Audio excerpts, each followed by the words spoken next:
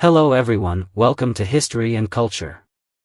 When it comes to the most famous fierce general of the Three Kingdoms period, almost everyone's first thought is Liu Bei.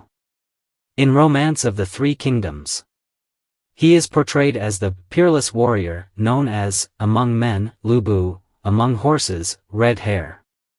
Even in the historical text records of the Three Kingdoms, Liu Bei is referred to as the flying general, whose might shook the region.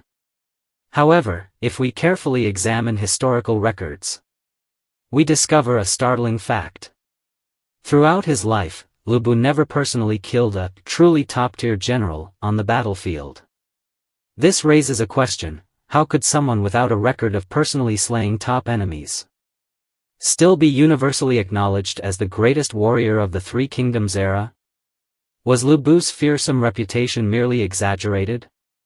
Let us step into the real world of Liu Bei and restore the most historically accurate image of the flying general. First of all, there's the famed episode of the arrow shooting at the halberd, which astonished the world. Liu Bei's reputation was not built on the number of enemies he killed, but on his overwhelming display of personal martial prowess. The most famous instance was the arrow shooting at the halberd. At that time, Liu Bei and Liu Bei were providing mutual support in Shuzhou. But Liu Bei faced the threat of the powerful army of Yuan Shu. Yuan Shu had sent his general Dingling to press the attack, and Liu Bei, unable to resist, had no choice but to seek Liu Bei's assistance. On the surface, Liu Bei claimed he could not afford to offend either side, so he proposed, "Why don't I decide the outcome with a single shot? If I can hit the small branch on the halberd standing before the gate, both armies will withdraw. If I miss, you may continue to fight." Keep in mind, this arrow shooting at the halberd was far more difficult than any Olympic archery event. The shooting distance was about 3 times the Olympic standard. Not only was it extremely far, but he also had to hit a tiny branch on the tip of a halberd, something most people could barely even see, let alone hit. In the end, Liu Bei gave a mighty shout, loosed his arrow into the air, and struck the branch dead center. The entire assembly was stunned. Dingling, Yuan Shu's general, was left speechless and had no choice but to retreat. This one arrow not only showcased Liu Bei's astonishing archery skills, but also averted a major battle, truly an act of winning a kingdom with a single arrow. Second, Liu Bei was invincible in duels, overwhelming even top-tier warriors. Although he never killed a top general outright, Liu Bei's actual combat performance utterly dominated all the famous warriors of the Three Kingdoms period. The most famous example was at Hulao Pass, where Liu Bei single-handedly battled Guan Yu, Zhang Fei, and Liu Bei. Even Zhang Fei, a mighty warrior himself, found it hard to match Liu Bei after dozens of rounds in single combat. It eventually took Guan Yu joining in, 2 against 1, and even then they could not defeat him easily. With Liu Bei joining to make it 3 against 1, they barely managed to hold Liu Bei back. Another example was at the Battle of Puyang, where Liu Bei faced Cao Cao's 2 strongest generals, Su Chu and Dian Wei. Both were renowned for their immense strength and invincibility. Yet even together they could not defeat Liu Bei and were forced onto the defensive. In the end, Cao Cao had to rally 6 elite generals to simultaneously attack Liu Bei, barely managing to drive him off. It can be said that Liu Bei's personal martial prowess was truly the ceiling of the Three Kingdoms era. Even more interestingly, if we reference other battles, Dingling fought Guan Yu for 30 rounds without a clear victor. Dingling fought Zhang Fei for less than 10 rounds before being speared from his horse. Yet Liu Bei, during the banquet at the gate, seized Dingling barehanded, as easily as picking up a chick, another testament to his extraordinary strength. In other words, those super warriors of the Three Kingdoms, when facing Liu Bei, were almost powerless. This is the true core reason why Liu Bei became recognized as the greatest warrior of the Three Kingdoms. Third, Liu Bei was not only fierce but also possessed sharp strategic vision. Many people believe Liu Bei was merely a brave but foolish brute. But in reality, he was not lacking in political cunning. In his youth, he followed Ding Yuan, the inspector of Bing province, to the capital. Later, when Dong Zhuo seized the emperor and controlled the court, Liu Bei, caught in the power struggle, decisively killed Ding Yuan and pledged allegiance to Dong Zhuo, earning the title of cavalry commandant. Later, after falling out with Dong Zhuo, Liu Bei joined forces with Wang Yun to launch a coup and personally assassinated Dong Zhuo, cutting off the power base of the Xiliang forces in the imperial court. Although these actions made Liu Bei infamous, it must be acknowledged that every key decision he made demonstrated his sharp political sensitivity and strong instinct for self-preservation.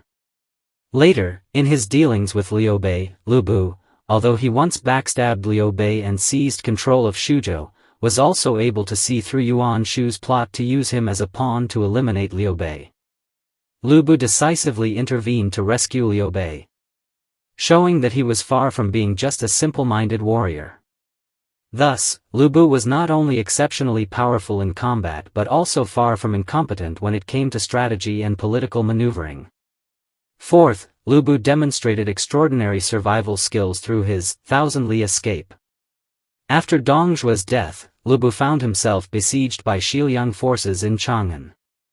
With only a few hundred cavalry and no external support, he broke through heavy encirclement, fought continuously for more than 10 days, and ultimately escaped to seek refuge with Yuan Shu.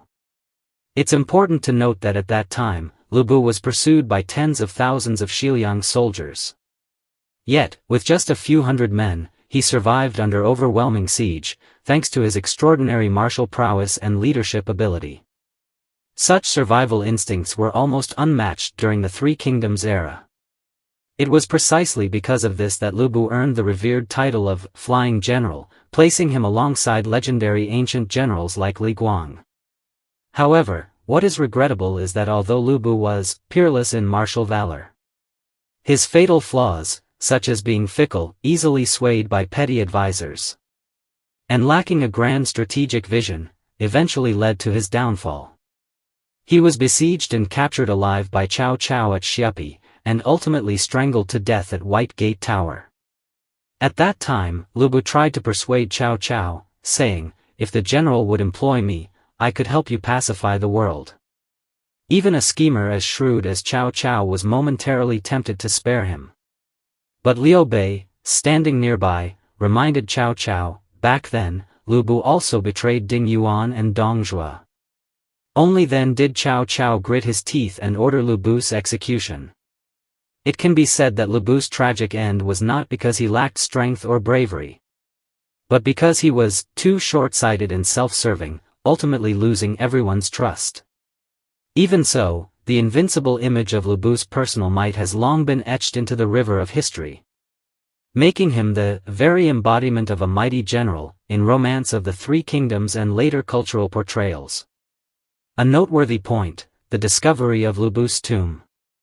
In 2007, an archaeological team in Jiaozuo, Hunan province, unexpectedly discovered Liu Bei's tomb. However, to the experts' bemusement, the tomb of this great hero from the Three Kingdoms era turned out to be even more modest than that of an average wealthy family. At first, the archaeologists were skeptical. Could such a shabby grave really belong to Liu Bei? But as they excavated further, they found a Han Dynasty tomb inscription detailing Liu Bei's deeds, and a remarkably well-preserved spear. These solid pieces of evidence finally confirmed, yes, this was indeed Liu Bei's tomb. Yet, upon closer examination of the spear, the experts couldn't help but chuckle. The spearhead was forged from refined steel and remained sharp even after centuries. But it also made one thing clear: Mr. Luo Guanzhong had added quite a bit of artistic embellishment in Romance of the Three Kingdoms. As for why Liu Bei's tomb was so humble, historians offer several explanations. After Liu Bei's execution, Cao Cao harbored little goodwill toward him, viewing Liu Bei as the epitome of treachery and disloyalty. Moreover, at that time, Cao Cao was busy expanding his forces and preparing for war. Facing severe financial strain, so severe that he even officially sanctioned tomb raiding squads, tomb patrolling captains, to raise funds. Given the circumstances, it made perfect sense that Cao Cao had no intention of holding an elaborate funeral for Liu Bei. Even the burial goods were kept to an absolute minimum. The fact that Liu Bei was given a place for burial at all, along with a decent coffin, was already a considerable concession. This is the History and Culture channel. Liking and subscribing are the greatest help and support to us. Thank you everyone and see you in the next time.